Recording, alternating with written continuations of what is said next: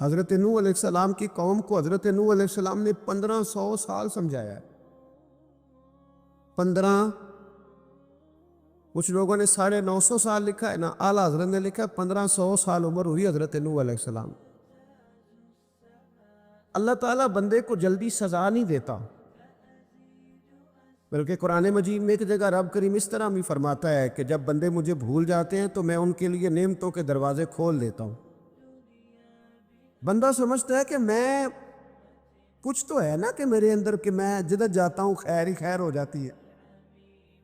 وہ سمجھتا ہے کہ میری عقل ہے، حالانکہ اللہ اسے ڈھیل دیتا ہے. کوئی آدمی اپنی سمارٹنس پہ خوش نہ ہو جائے کہ 20 سال ہو گئے میں تو نافرمانی بھی کر رہا، روٹی بھی پک رہی ہے، میں تو حرام بھی کھا رہا ہوں، پھر بھی سب ٹھیک ہے. 1500 سال مہلت دی. پھر حضرت نوح کہنے لگے اللہ میں نے تو بڑا سمجھایا نہیں باز آتے. تو رب کریم نے فرمایا کشتی بناؤ. اللہ کے پیغمبر کشتی بنانے لگے تو قوم مذاق اڑانے لگ گئی. اب کیا کرنے لگے ہو؟ اب کشتی بنانے لگے ہو، خیر تو ہے، قوم مذاق اڑا رہی ہے. حضرت نوح علیہ السلام کا آپ نے کشتی بنائی، پانی کہاں سے نکلا؟ نہ بارشیں ہوئی نہ سیلاب آئے. ایک تندور تھا، اس کے اندر سے پانی نکلنا شروع ہو گیا. کبھی تندور سے بھی پانی نکلا ہے، پر جب نکالنے والا چاہتا ہے تو وہاں سے بھی ایک تندور سے پانی نکلا. اتنا نکلا، اتنا نکلا، اتنا نکلا کہ قوم ساری ڈوب گئی. قرآن مجید کے صفحات شہادت دیں گے کہ حضرت نوح کی قوم کا بچہ بچہ بہہ گیا.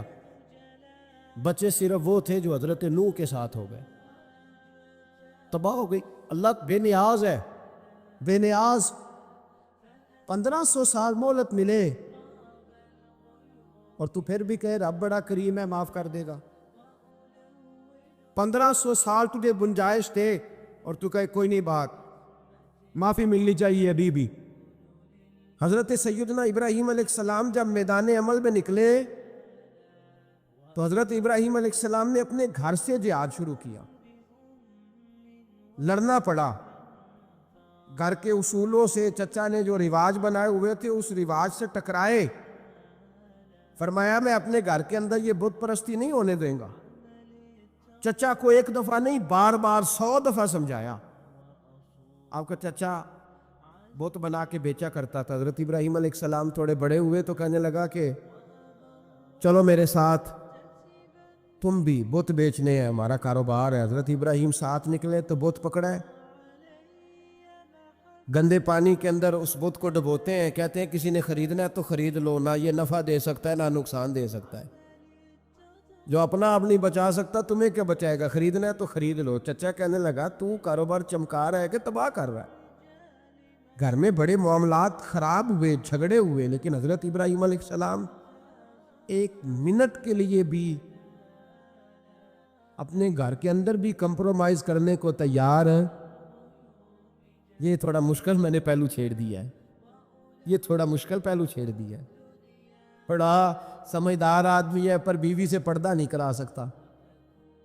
سیانا ہے، پنچایت کا بندہ ہے، جو اسے آپ کہیں گے وہ بات یہ سنائے گا، لیکن کہتا ہے نہیں جی میں نے کوشش کر لی ہے. کس قسم کی کوشش ہے صاحب؟ یہ کیسے ہو گیا؟ حضرت ابراہیم علیہ السلام نے گھر کے اندر سے فرمایا نہیں کرنے دوں گا. گھر کے اندر بھی ٹکرائے. فرمایا تم جو بھی ہو پاش کیا چچا کے اصولوں کو. اور باہر جب نکلے تو صرف علاقے کے چیئرمین سے نہیں ٹکرائے، ایم پی ایم این اے وزیر مشیر سے نہیں ٹکرائے. سپر پاور نمرود دنیا کا واحد حکمران تھا اس وقت، دوسرا کوئی حکمران ہی نہیں تھا. اکیلے حکمران سے جا کر ٹکرائے. کوئی ساتھ فوج نہیں تھی، کوئی ساتھ ان کے طاقت بظاہر دنیا داری کی کوئی نہیں تھی، پر حضرت ابراہیم جا کے ٹکرائے. اور میرے رسول پاک صلی اللہ علیہ وسلم نے سند بیان کی. فرمایا افضل الجہاد کلمۃ الحق عند سلطان الجابر. فرمایا سب سے افضل جہاد یہ ہے کہ تو ظالم بادشاہ کے سامنے کھڑے ہو کے حق بات بیان کر دے، یہ سب سے بڑا جہاد ہے، یہ سب سے افضل الجہاد ہے، کلمت الحق عند سلطان الجابر، سب سے بڑا جہاد۔ حضرت ابراہیم کھڑے ہو گئے، سپر پاور سے ٹکرائے۔ یہاں ہم لوگ حکمتوں کا شکار ہیں، دیکھیں گے، کریں گے، سوچیں گے، اور مولوی صاحب کو ویسے کہتے ہیں آپ پرہیز کریں سیاسی باتوں سے۔ بھئی اللہ کے ہر نبی نے جا کے وقت کے ظالم حکمران کو لتاڑا ہے، للکارا ہے، یہ تو مشن انبیاء ہے۔ حضرت سیدنا ابراہیم علیہ السلام نے جو اس کو جا کے کہا کہ تو جھوٹ بولتا ہے، تو جھوٹا ہے، تو خدائی کا دعویٰ کرتا ہے، تو بہت بڑا ظالم ہے، اور قرآن مجید نے اس ساری بات کو بیان فرمایا۔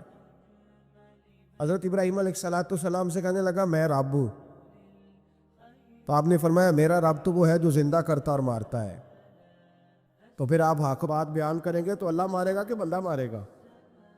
کچھ بھی نہیں ہوتا، کیونکہ زندگی موت کس کے ہاتھ میں ہے؟ اللہ کے ہاتھ میں، زندگی موت اللہ، کچھ بھی نہیں ہوتا۔ انسان صحیح سمت کا تعین کرے اور صحیح چلے۔ حضرت علی شیر خدا سے کسی نے کہا تھا کہ آپ کے بڑی دشمنی ہے، کوئی محافظ رکھ لیں۔ آپ فرمانے لگے موت خود بہت بڑی محافظ ہے، وقت سے پہلے آتی ہی نہیں، بڑی محافظ ہے وقت سے پہلے۔ علامہ نورانی رحمۃ اللہ تعالیٰ علیہ کراچی جیسے شہر میں رہا کرتے تھے، جہاں گام گام پہ خطرہ تھا۔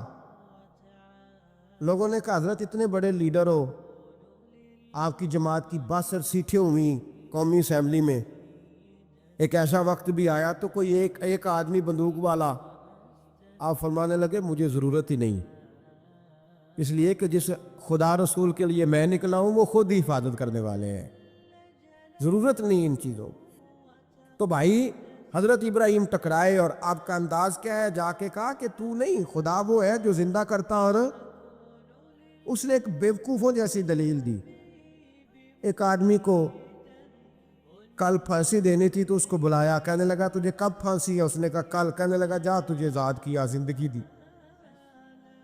اس کو چھٹی دے دی۔ ایک عام آدمی بیچارہ بیٹھا تھا، اس کو پکڑ کے نا کہنے لگا اس کی گردن اڑا دو، کہنے لگا دیکھ لو میں بھی زندہ کرتا اور مارتا ہوں، وہ جو کل مرنے والا تھا میں نے زندہ کر دیا ہے، اور جس کو پتہ ہی نہیں تھا کہ میں نے مرنا ہے اسے پکڑ کے میں نے مار دیا ہے۔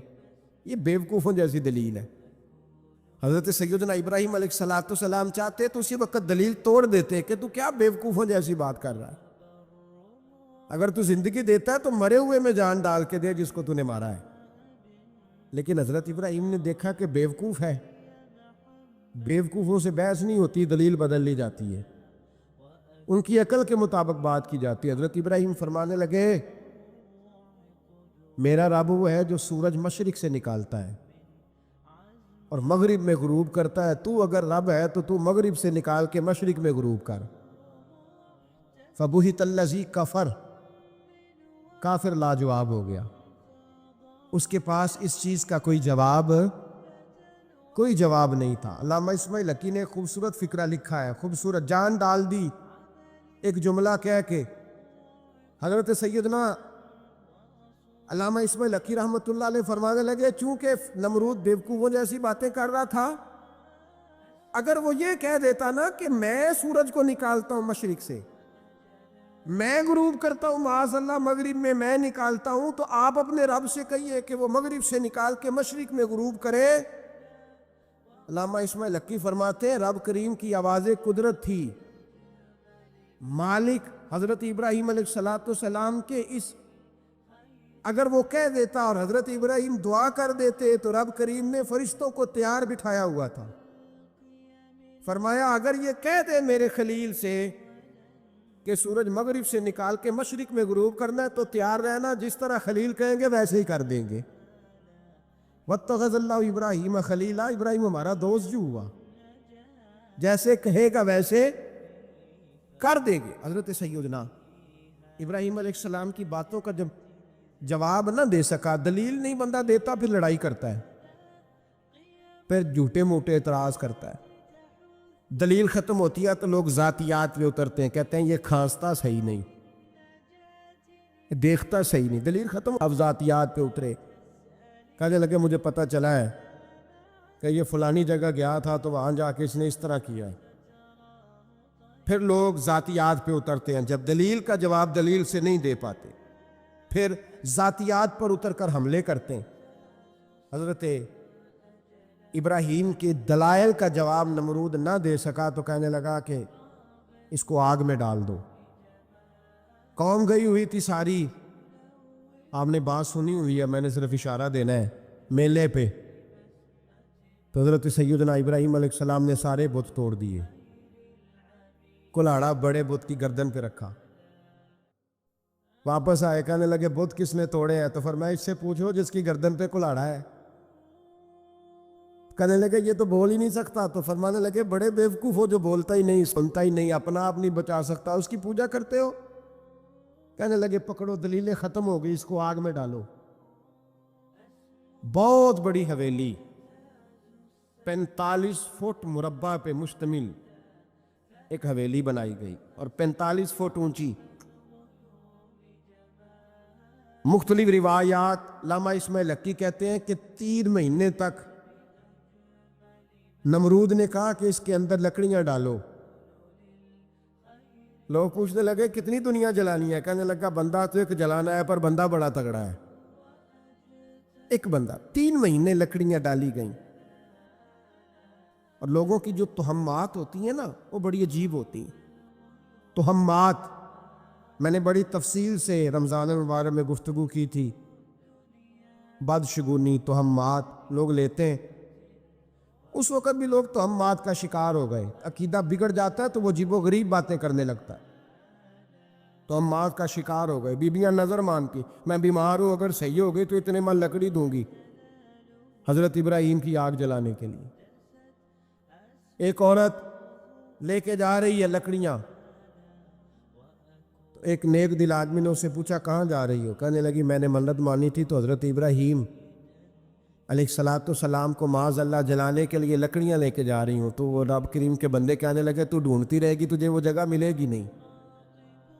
وہ بی بی کئی مہینے گھومتی رہی، جگہ ہی نہیں ملی جہاں لکڑیاں ڈالنی، ماری گئی۔ تہمات کا شکار ہوئے بہت سارے لوگ، تہمات کا۔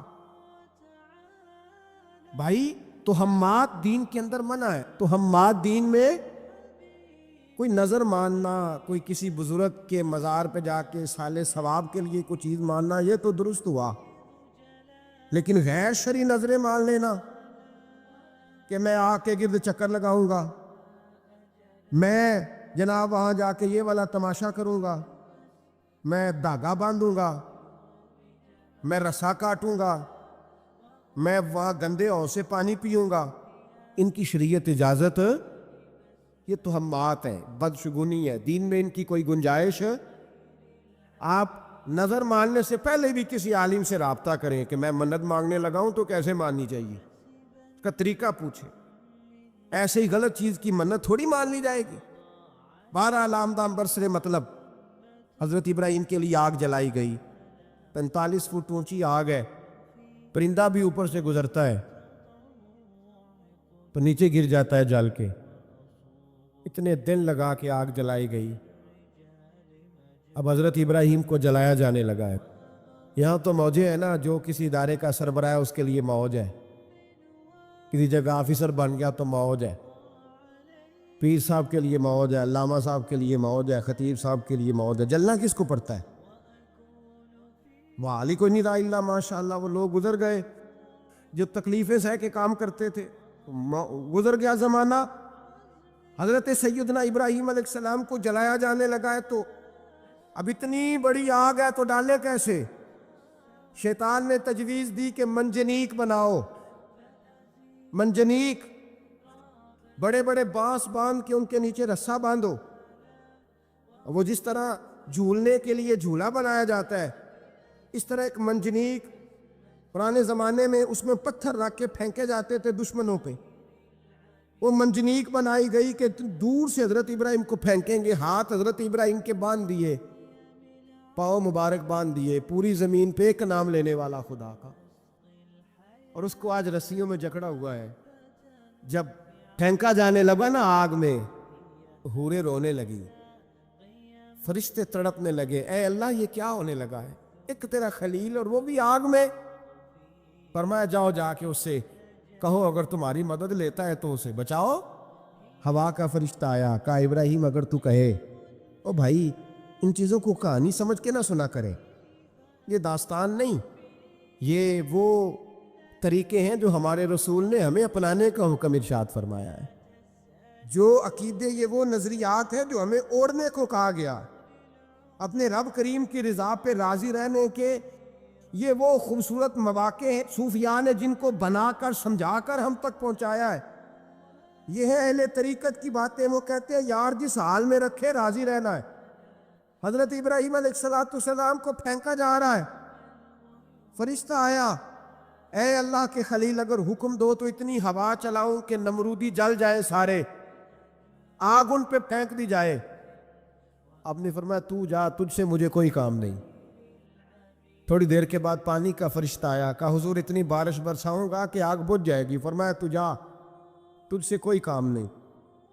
اب جب منجنیق میں رکھ دیے گئے، آگ میں جانے کا لمحہ ہے، تیاری ہے، حضرت جبریل امین حاضر خدمت ہوئے، کہا ابراہیم کوئی حاجت؟ فرمایا تجھ سے کوئی نہیں۔ کہا چلو مجھ سے نہیں تو رب کریم سے ہی بات کر لو، مجھے پتا ہے میں چھوٹا ہوں، آپ مجھ سے مدد کیوں لوگے، رب کریم سے ہی بات کر لیں۔ تو حضرت ابراہیم کہنے لگے جبریل یہ بتا رب کو نہیں پتا اس کا خلیل کس حال میں ہے؟ اسے نہیں پتا میں کس حال میں ہوں، میرے ہاتھ بندے ہیں، پیر بندے ہیں آگ میں، اسے نہیں پتا؟ بتایا تو اسے جاتا ہے جسے خبر نہ ہو، تو اگر اسے پتا ہے، اگر وہ جلانے پہ راضی ہے تو میں بھی جلنے کو تیار ہوں، میں تیار ہوں، میں تیار ہوں، اسے کہو ٹھیک ہے۔ حضرت سیدنا ابراہیم علیہ السلام کو منجنیق میں ڈال کے جو پھینکا آگ میں، یا نار کونی بردم و سلاما علی ابراہیم، اللہ نے فرمایا اے آگ میرے ابراہیم پہ ٹھنڈی بھی ہو جا اور سلامتی والی بھی ہو جا۔ حضرت ابراہیم کو دو فرشتوں نے بٹھا دیا زمین پہ، پھول کھلے ہیں، کونپلیں مہک رہی ہیں، کلیاں خوشبو دے رہی ہیں، حضرت ابراہیم نے سر سجدے میں رکھ دیا، سبحان اللہ والحمد للہ ولا الہ الا اللہ واللہ اکبر۔ حضرت ابراہیم اللہ کی تسبیح پڑھنے لگے، رب کریم کا شکر بجا لانے لگے۔ نکلے وہاں سے، کچھ دن گزر گئے، نکلے، حکم ہو گیا ابراہیم علاقہ چھوڑ دو۔ حضرت ابراہیم علیہ السلام وہاں سے نکل کے مصر آئے، چچا کے پاس ٹھہرے، انہوں نے اپنی بیٹی جناب سارہ کا نکاح کر دیا۔ کچھ آگے بڑھے تو ایک ظالم بادشاہ سے ٹکرائے، اس نے ایک شہزادی، ایک بادشاہ کی بیٹی قید کی ہوئی تھی، جناب ہاجرہ نام تھا، ان کو قید سے چھڑا کے ساتھ لائے، حضرت لوط علیہ السلام بھی ساتھ، یہ 4 لوگوں کا قافلہ چلا، فلسطین میں جا کے پڑاؤ ڈالا، گھر بار چھوڑا، تبلیغ شروع ہوئی۔ حضرت ابراہیم کے گھر میں 2 خواتین ہیں، ایک آپ کی بیوی ہیں، ایک حضرت ہاجرہ ہیں، اولاد کوئی نہیں، بڑا میوہ ہے میٹھا، گھر وہی آباد ہوتا ہے جس میں بچے روتے ہیں، گھر ہوتا ہی وہ ہے جس میں بچوں کی چنچناہٹ ہوتی ہے، بھن بناہٹ ہوتی ہے۔ حضرت ابراہیم نے ایک بچہ روتے ہوئے دیکھا تو آنکھوں میں آنسو آئے، کہنے لگے ربی حب لی من الصالحین، یا اللہ مجھے بھی نیک اولاد عطا کر دے۔ حضرت سارہ نے سن لیا، کہنے لگی ابراہیم شاید میرے بطن سے تو آپ کو نصیب نہیں، ہاجرہ سے نکاح کر لو۔ جناب ہاجرہ سے نکاح ہوا، اللہ تو بڑا بے نیاز ہے، رب کریم نے حضرت اسماعیل جیسا خوبصورت بیٹا عطا فرمایا۔ بیٹا کالا سیاہ بھی ہو تو سینے کی ٹھنڈک ہوتا ہے، پر یہ تو وہ بیٹا ہے جس کی پیشانی میں نور محمدی چمکتا ہے صلی اللہ علیہ وسلم۔ حضرت سیدنا اسماعیل اتنے خوبصورت، اب جس بیوی کے ہاں بیٹا تھا، بیٹھنا اٹھنا بھی زیادہ اس کے پاس، آنا جانا بھی اس کے پاس، توجہ ادھر ہو گئی، جناب سارہ رشک کرنے لگی۔ ایک دن کہنے لگی اسے چھوڑا جنگل میں، وادی غیر ذی زرع، مکے کے پاس، بھائی ایک بیٹا عالم دین بنا لو۔ کہنے لگا روٹی کہاں سے کھائے گا؟ تیرے 5 بیٹے ہیں، کو حافظ قرآن بنا، کہتے روٹی کہاں سے کھائے گا؟ وہ بچہ بھی کہتا ہے میں کہاں سے کھاؤں گا؟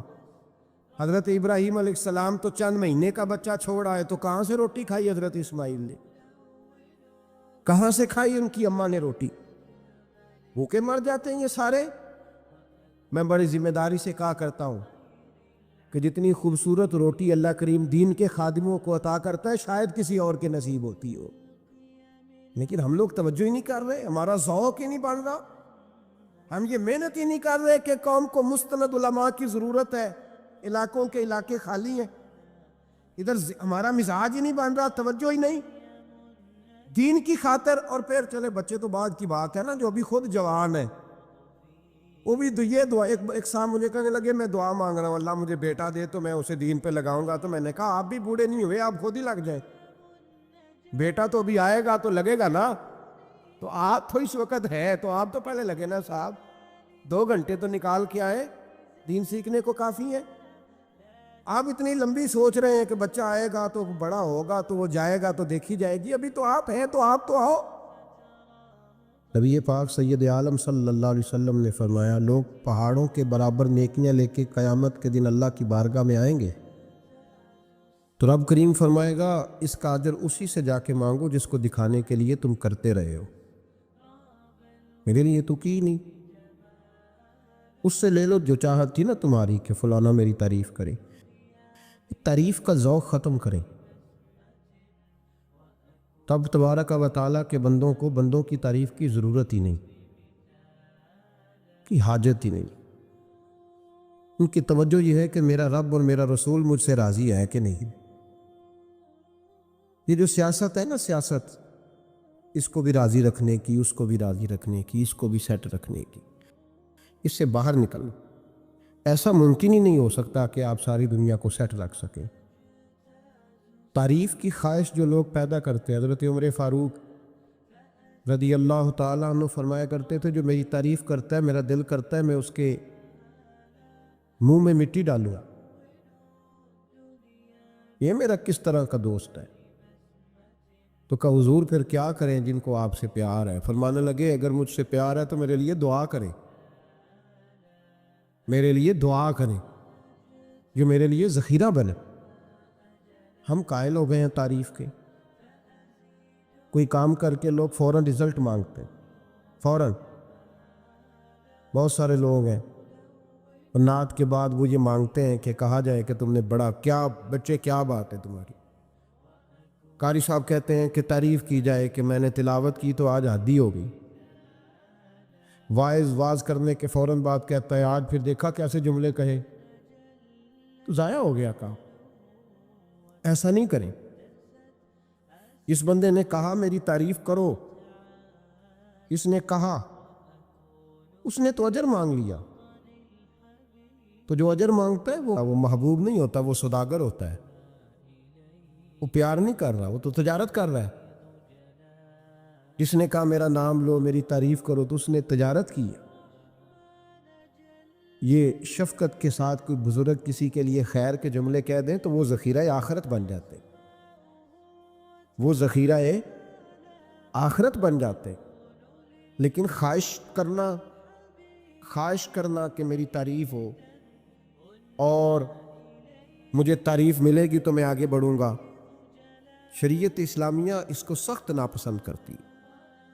नबी पाक सल्लल्लाहु अलैहि वसल्लम के ग़ुलाम कहते हैं दिल करता है मिट्टी डालें। और वैसे भी तारीफ़ और खुशामद में फ़र्क होता है। हम खुशामद पे राज़ी होते हैं, हमें पता होता है सामने वाला हमें बुद्धू बना रहा है, लेकिन हम बन रहे होते हैं, वो कह रहा होता है। मैंने देखा है बहुत सारे उस्तादों की ख्वाहिश होती है शागिर्द मेरी तारीफ़ करें। उस्ताद जी क्या बात, तो शागिर्दों मुरीदों से तो तारीफ़ बंदा करा ही लेता है, उसमें कौन सी ऐसी बात। मज़ा तो तब है जब अहले खैर बात करें, अच्छे लोग, गैर जानीदार लोग जुमले तारीफ़ की ख्वाहिश छोड़ दें, छुप करने की करें। नबी पाक सल्लल्लाहु अलैहि वसल्लम ने फरमाया तुम में से बेहतरीन मुसलमान है जो मुत्तकी ज़्यादा हो, बेनियाज हो, दुनिया के माल पर उसकी तवज्जो ना हो, और फरमाया उसकी ये भी ख्वाहिश ना हो कि लोग उसे अच्छा कहें। देखें ना अंबिया किराम अलैहिमुस्सलाम को दुनिया में कितने लोगों ने अच्छा कहा, आप ज़रा गौर तो करें। जो अक्सरियत होती थी वो तो मुखालिफ होती थी। ज़्यादातर लोग تو ان کے بارے میں خیر کے جملے اور ان کی ستائش نہیں کرتے تھے، لیکن اللہ کے پیغمبر پھر بھی اپنا کام کرتے جاتے، پرواہ ہی نہیں کوئی کیا کہہ رہا۔ اس لیے تعریف کی خواہش چھوڑ دیں، تعریف سے باہر آئیں۔ تعریف نقصان دیتی ہے۔ میں نے پہلے بھی ایک دفعہ عرض کیا تھا، صوفیاء میں ایک گروہ گزرا ہے، داتا علی اجمیری نے اس کا ذکر کیا، اس کو کہتے ہیں ملامتی فرقہ۔ ان پر کوئی ملامت کرے تو وہ راضی ہوتے، ان کو کوئی برا کہے تو وہ خوش ہوتے۔ حضرت بایزید بسطامی رحمۃ اللہ تعالیٰ علیہ کی بات لکھی آپ نے، فرماتے ہیں کہ وہ ایک دن بسطام کے بازار سے گزر رہے تھے تو لوگ، رمضان کا مہینہ تھا تو لوگ اپنی دکانوں سے اٹھ کے آنے لگے، اپنا کاروبار چھوڑ کے ملنے لگے۔ تو حضرت بایزید فرماتے ہیں کہ میرے دل میں خیال آیا، بادشاہ بھی آئے تو کوئی دکان نہیں چھوڑتا، کتنا میرا مقام ہے، کتنا میرا درجہ ہے کہ لوگ آ رہے ہیں۔ فرماتے ہیں شیطان نے میرے نفس کو بڑا کر، میں نے رمضان کے مہینے میں کوئی کھجور اٹھائی ریڑھی سے اور منہ میں رکھ لی، کھائی بھی نہیں، رکھ لی۔ لوگ کہنے لگے دفع کرو، یہ بھی کوئی بلی ہے، روزہ ہی نہیں رکھا ہوا۔ فرماتے ہیں لوگوں نے مجھے بڑا برا کہا، میں دنیا سے ٹوٹ گیا پر میرا اپنے رب سے رشتہ مضبوط ہو گیا۔ میں اس دن جا کے رویا اس کی بارگاہ میں۔ تو یہ جو ہے نا تعریف کا چکر، شیخ سعدی فرمایا کرتے تھے لکڑی کو گھن کھاتی ہے اور بڑے لوگوں کو تعریف کھا جاتی ہے۔ بڑے لوگ جو تھے نا پرانے بادشاہ، انہوں نے قصیدے پڑھنے کے لیے شاعر رکھے ہوئے تھے، چودھری، سردار، رئیس، سیٹھ، ان لوگوں کو کون سی چیز خراب کرتی ہے؟ وہ لوگ آگے گزر جاتے ہیں جو ان کو چودھری کہہ کے سلوٹ کرتے ہیں، چودھری صاحب پیچھے رہ جاتے ہیں، وہ تو بنا کے چلا گیا، اسے کام نکال کے چلا گیا۔ تو کبھی بھی زندگی میں تعریف کی خواہش پیدا نہ کریں، اور صوفی تو تعریف کراتا ہی نہیں، درویش تو تعریف کراتا ہی نہیں۔ وہ کہتا ہے مجھے بندوں کی تعریف سے کیا غرض، میں نے تو وہ والی تعریف کرنی ہے جو میرا رب میری کرے گا۔ آخرت کی طرف توجہ، تو تعریف پر غور نہ کریں، تعریف کی خواہش نہ کریں، لیکن ایک بات ضرور دل میں پیدا کریں، یہ ضرور سوچیں کہ اچھے بندے اور مخلص لوگ، شریف لوگ آپ کے بارے میں رائے کیا رکھیں، یہ ذہن ضرور بنائیں۔ مخلص جو آپ سے مخلص ہیں، مخلص لوگ، اچھے لوگ، شریف لوگ آپ کے بارے میں کیا رائے رکھتے، اس رائے کا خیال رکھنا بھی دین کا حصہ ہے۔ حضرت عمر فاروق رضی اللہ تعالیٰ عنہ فرماتے میں کھڑا تھا، یہ بخاری شریف میں حدیث ہے، فرماتے میں کھڑا تھا نبی پاک صلی اللہ علیہ وسلم کی بارگاہ میں، تو ایک جنازہ گزرا۔ جنازہ جو اٹھانے والے تھے نا، وہ کہہ رہے تھے کہ یہ بڑا ہی اچھا انسان تھا، اس نے غریبوں کی خدمت کی، دین کی نوکری کی، لوگوں سے پیار کیا، ماں باپ، بہن بھائی، رشتہ دار، ہر ایک کے لیے اس کا رویہ اچھا تھا۔ فرماتے ہیں نبی پاک صلی اللہ علیہ وسلم نے جنازہ اٹھانے والوں کی بات سن کے فرمایا واجبت، اس پر واجب ہوگی۔ حضرت فاروق اعظم رضی اللہ تعالیٰ عنہ فرماتے ہیں تھوڑی دیر کے بعد ایک اور جنازہ گزرا، اور جنازہ اٹھانے والے کہہ رہے تھے بڑا شریر آدمی تھا، زبان کا برا، دھوکے باز، فراڈیا، بے ایمان، مال کھانے والا، لوگ یہ باتیں کر رہے تھے۔ نبی پاک صلی اللہ علیہ وسلم نے فرمایا واجبات، اس پر بھی واجب ہو گئی۔ حضرت عمر کہتے ہیں جنازے گزر گئے دونوں، میں نے عرض کی یا رسول اللہ صلی اللہ علیہ وسلم، جس کو لوگ اچھے جملوں سے یاد کر رہے تھے اس پر بھی واجب ہو گئی، اور جس کو لوگ برے جملوں سے یاد کر رہے تھے اس پر بھی واجب ہو گئی۔ تو محبوب نے وہاں لفظ ارشاد، یہ بخاری کے لفظ ہے، فرمایا انتم شہداء اللہ فی الارض، فرمایا عمر تم لوگ زمین پر میرے اللہ کے گواہ ہو، تم لوگ، چونکہ اشارہ حضرت عمر کی طرف ہے تو اس سے مراد نیک لوگ، اس سے مراد پرہیزگار لوگ، اچھے لوگ، انتم شہداء اللہ فی الارض، تم لوگ زمین پر اللہ کی گواہ ہو۔ فرمایا جس کو جنازہ اٹھانے والے لوگوں نے کہا کہ یہ بندہ اچھا تھا، تو میں نے کہا واجبت، اس پر جنت واجب ہو گئی۔ اور جس کو جنازہ اٹھانے والے لوگوں نے کہا شریر تھا، برا تھا، نالائق تھا، تکلیف دیتا تھا، چونکہ تم زمین پر اللہ کے گواہ ہو تو میں نے کہا واجبت، اس پر جہنم واجب ہوگی۔ اپنے مخلصین کے بارے میں ضرور یہ خیال کریں کہ ان کی آپ کے بارے میں رائے کیا ہے۔ رائے، اچھے لوگوں کی رائے ہمیشہ مخلصین کی رائے۔ ایک درویش نے ایک عجیب بات لکھی ہے، ہمارے یہاں کہا جاتا ہے نا زبان خلق کو نکارہ خدا سمجھو، اس سے مراد ہر آدمی کی رائے نہیں ہوتی ہے۔ بہت سارے لوگ تو حسد میں آ کے بھی باتیں کرتے ہیں، ان کی رائے یہاں مقصود نہیں، مخلصین کی، خیر والے لوگوں۔ اچھے کچھ لوگ تو ایسے ہوتے ہیں جن کی کسی کے بارے میں بھی رائے ٹھیک نہیں ہوتی، وہ جب بھی بات کرتے ہیں یا حسد کی بنیاد پہ کرتے ہیں یا بغض اور کینے کی، ان کی بات نہیں۔ لیکن باقی جو خیر والے لوگ، مثبت جو طبقہ ہے، جو اچھی سوچ کا حامل، وہ ہمیں پتہ ہوتا ہے کون سا بندہ کس طرح کا۔ ایک درویش کہتے ہیں کہ ایک دفعہ طوفان آ گیا ہماری بستی میں، تیز طوفان، تو ایک آدمی بہت بڑے درخت کے نیچے کھڑا تھا، تو ایک شخص نے اس کو کہا بھائی طوفان بڑا سخت آنے والا ہے، پتہ نہیں کیا بنے گا، گھر چلا جا۔ اس نے کہا میرا اللہ مجھے بچا لے گا۔ ایک اور بندہ دور سے دوڑا آیا، اس نے کہا بھائی تو شاید خیال نہیں کر پا رہا، طوفان آنے والا ہے بڑا سخت، بڑا سخت، بڑا تیز طوفان آنے والا ہے۔ ہاں تیز طوفان آئے گا، گھر چلا جا، بچ جائے گا۔ اس نے کہا میرا اللہ بچائے گا۔ پھر ایک تیسرا شخص آیا جو اس سے پیار کرتا تھا، اس نے بھی یہی جملے کہا گھر لوٹ جا، طوفان تیز ہے، تو بچ جائے گا ورنہ پتہ نہیں کیا بنے گا۔ تین لوگوں نے پیغام دیا، اس نے تیسرے کو بھی کہا میرا اللہ مجھے بچائے گا۔ اب وہ لوگ تو چلے گئے، اچانک طوفان تیز آیا، درخت کا ایک بہت بڑا حصہ ٹوٹا، موٹی لکڑی ٹوٹی، اس کے سر پہ لگی، بندہ انتقال کر گیا۔ لوگ بحث کرنے لگے کہ اس کا تو یقین ہی بڑا کامل تھا، اس نے تو 3 دفعہ کہا تھا میرا اللہ مجھے بچائے گا، پھر مر کیسے گیا؟ تو وہ درویش اٹھے، وہ کہنے لگے وہ جو 3 پیغام اسے ملے تھے نا گھر چلے جا، وہ رب کی طرف سے ہی ملے تھے۔ وہ جو 3 مخلصین نے اسے آ کے کہا تھا نا کہ بچ جا اس گلی سے، تو وہ بھی آواز قدرتی تھی، وہ بھی اسے اللہ، دیکھے نا رب کریم کوئی زمین پر اتر کر سامنے کھڑے ہو کر تو کلام نہیں نہ کرتا، وہ کسی نہ کسی رنگ میں، کسی نہ کسی انداز میں اپنے بندوں کو کسی نہ کسی وسیلے سے پیغام دیتا ہے نا۔ تو وہ 3 پیغام جو آئے تھے تو اسے اس نے کیوں نہیں نکارا ہے خدا سمجھا؟ وہ گھر کیوں نہیں گیا؟ جب تیرا مخلص تجھے روز پیغام دیتا ہے کہ تو بچ جا اس گلی سے، تو اگر نہیں نہ بچتا تو پھر تو آواز قدرت پر لبیک نہیں کہہ رہا۔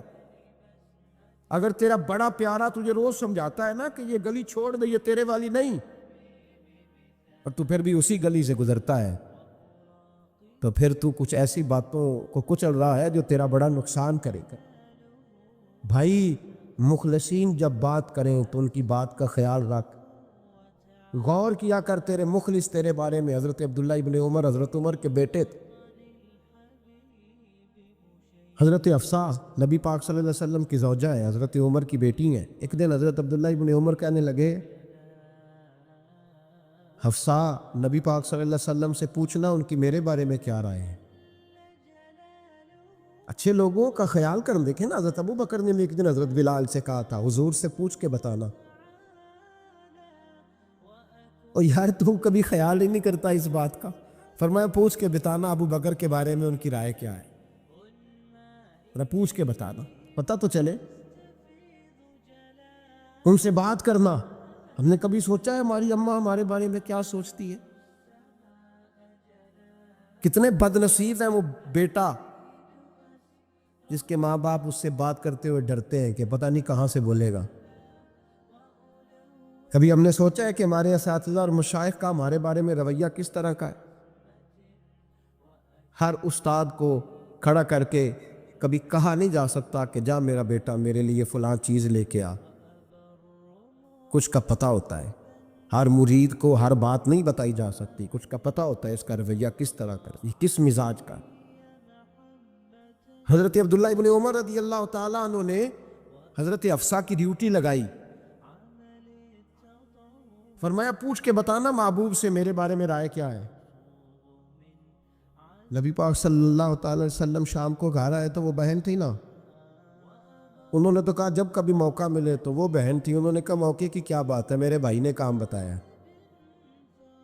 اسی دن ہی محبوب پاک علیہ السلام سے پوچھنے لگی، کہنے لگی یا رسول اللہ عبداللہ ابن عمر کے بارے میں آپ کی کیا رائے ہے؟ تو میرے محبوب علیہ السلام نے فرمایا عبداللہ لڑکا تو بڑا اچھا ہے تو رجل صالح، نیک ہے، لیکن میں نے سنا ہے کہ عشاء پڑھ کے سوتا ہے اور فجر کی نماز تک سویا ہی رہتا ہے، وہ 2 نفل بھی تہجد کے نہیں پڑھتا۔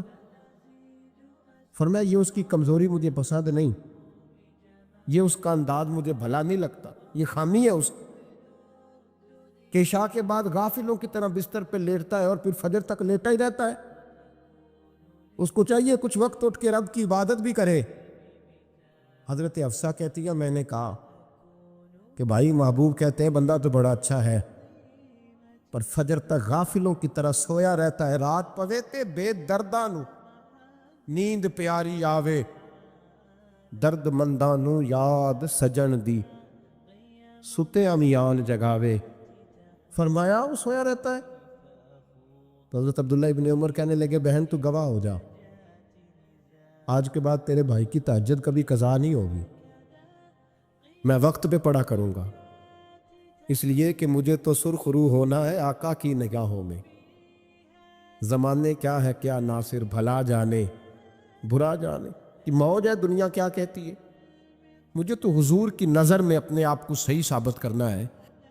تو یاد رکھیں اہل خیر کی ہمارے بارے میں رائے کیا ہے، اس کی ہمیں خبر ہونی چاہیے، اچھے لوگ ہمارے بارے میں کیا کہتے ہیں، یہ چیز ہمارے لیے سرمایہ ہونی چاہیے، ہم ان چیزوں کو یاد رکھنا چاہیے۔